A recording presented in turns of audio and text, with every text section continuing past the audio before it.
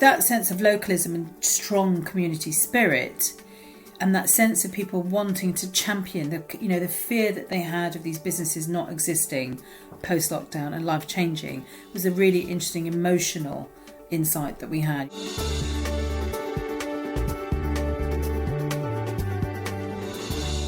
Welcome to Fast Forward, where we're talking to some big picture thinkers about the impact of the pandemic to help UK businesses plan for the future. Today we're joined by Nishma Robb, Director of Brand and Reputation Marketing at Google in the UK, who oversees many of our campaigns and programmes for both businesses and consumers.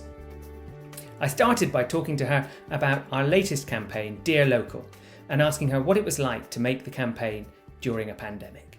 I love the work. It's been a real pleasure to put it out there, but more importantly, been a real pleasure to see how it's been received by our users and by businesses as well, because we're helping both small businesses and everyday people in discovering local businesses and supporting them. But delivering a campaign like this was a real challenge. So everything from every aspect of production, second guessing what the mood, the temperament, the environment, would we be in lockdown, wouldn't we?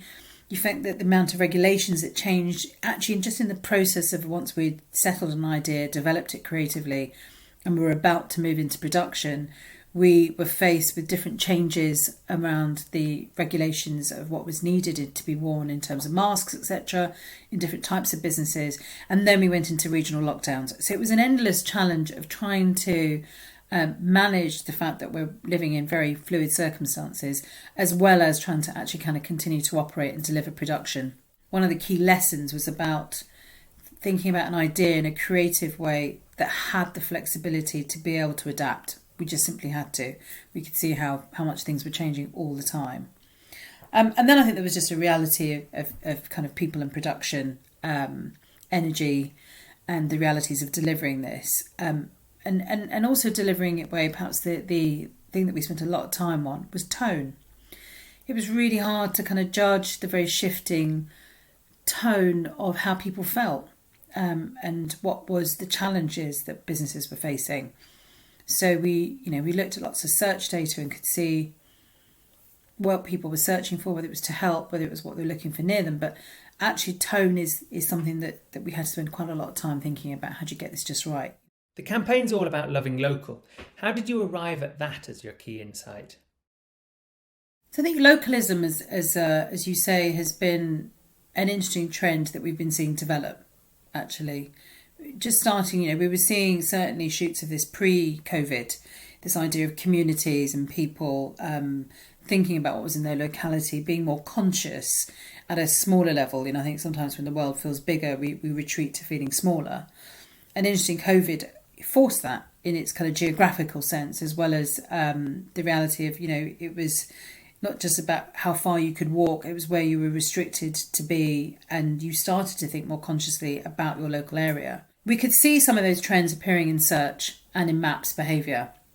So the increase in number of searches around near me, the increase in searches to how to help, which is more of a humanity thing, but people wanted to help and invest in their local area.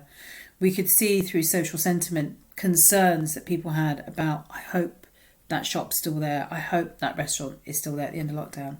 And actually, interestingly, in maps, we could see the interest in terms of people seeking out new places of discovery and sharing and talking about that. So that sense of localism and strong community spirit, and that sense of people wanting to champion the fear that they had of these businesses not existing post-lockdown and life-changing, was a really interesting emotional insight that we had. There's kind of the rational behaviour piece, but actually there was a really strong emotion here that we wanted to be able to look at. How could we help? How could we participate in this conversation? What's been different about the creative treatment this year? I think recognising that we needed to connect with that emotion, that local love that existed. What we didn't feel would be quite appropriate was a Google ad, where we demonstrated a lot of kind of our product usage. Sometimes we use user-generated content with a lot of product stills as a way of telling our story. But actually, to really demonstrate that connection and love that people had locally, we decided to use celebrities and other influencers to help tell the story. So when we reached out to our shortlist of celebrities, actually one of the things that we were gauging, their relevance for the campaign was their genuine passion and interest for the local area. And both Anthony Joshua and Sheridan Smith immediately responded with, a great list of businesses that they genuinely loved and had a story and connection and wanted to champion and write that review. You could actually imagine that they would have sat down and written a review for all of those businesses happily. And we used other celebrities and influencers throughout social media to give them the freedom to say, well, pick a business that you would love to write a love letter to or dear local, a message to. And it was great to see the breadth, both geographically, but also in terms of the types of businesses or even the kind of reasons why people loved them. It wasn't necessarily that it was, great food or something they liked buying or the, locality. It was actually sometimes about service or some kind of historical reason, actually, what they had a connection to it. So I do think when you're thinking about tone, certainly for us, we had to think about credibility and authenticity when you tell that story through the words and through the passion of somebody else.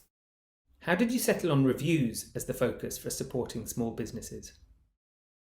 So one of the things we looked at were the free products in our Maps service that was bringing up the business listings, which within those listings, people could tell their customers when they were going to, if they were adapting their opening hours, if they were now doing delivery, if they would in the future be able to take bookings online. And it became quite an intrinsic way of people being able to seek the help and the places they wanted to do and have that confidence.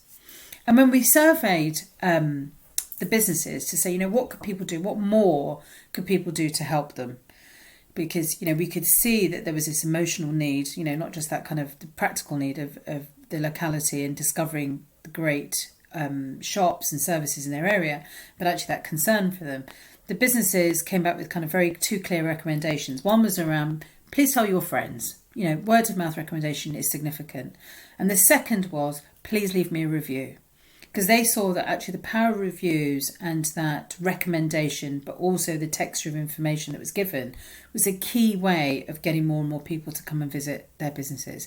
And it was that insight that we kind of settled on and saw that actually we had a really powerful way of supporting people to share their love for their local business, pay that love back. We'd been very emotional in the way that we'd been supportive of the NHS, and you could see that people wanted to share their support for local businesses.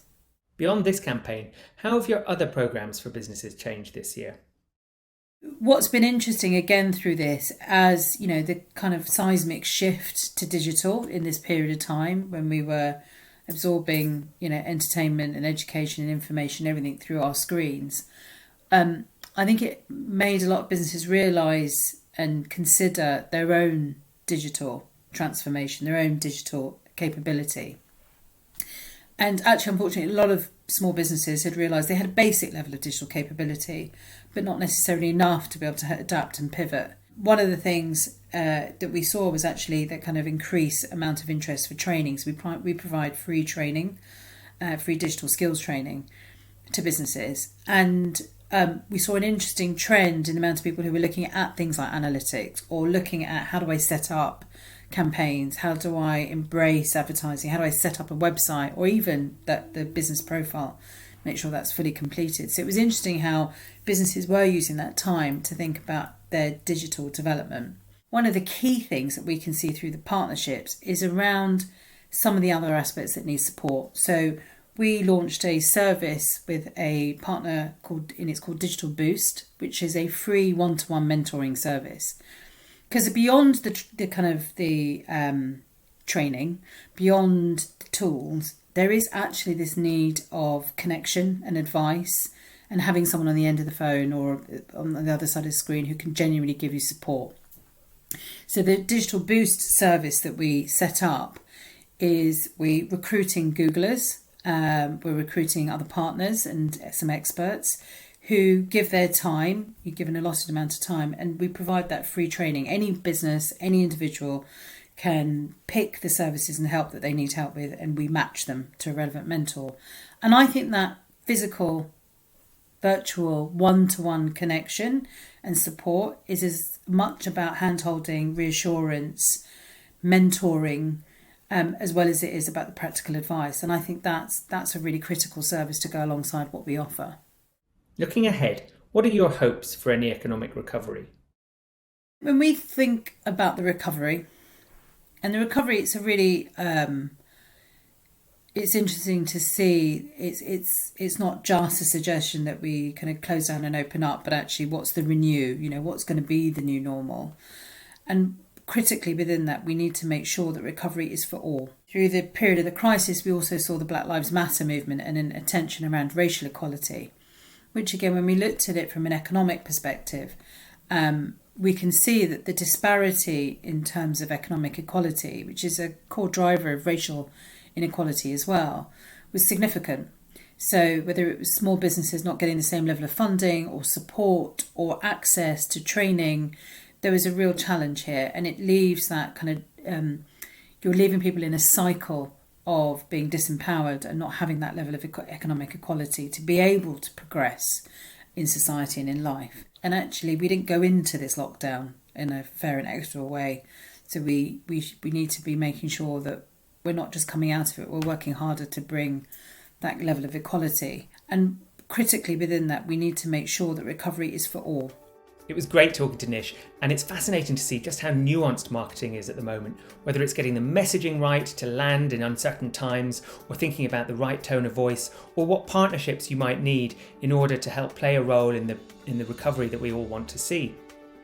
Hopefully it's useful to lift the lid on how Google's thinking about some of these things. Thanks very much.